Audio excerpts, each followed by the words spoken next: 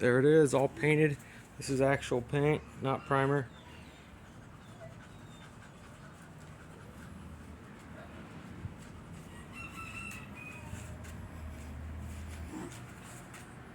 Did not want orange peel on it.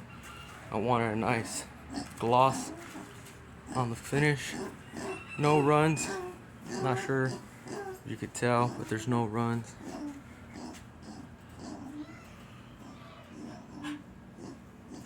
That right here is just a little grind mark, but it actually gets covered up with the custom mounts I made for that. That's why I didn't decide to try fix it.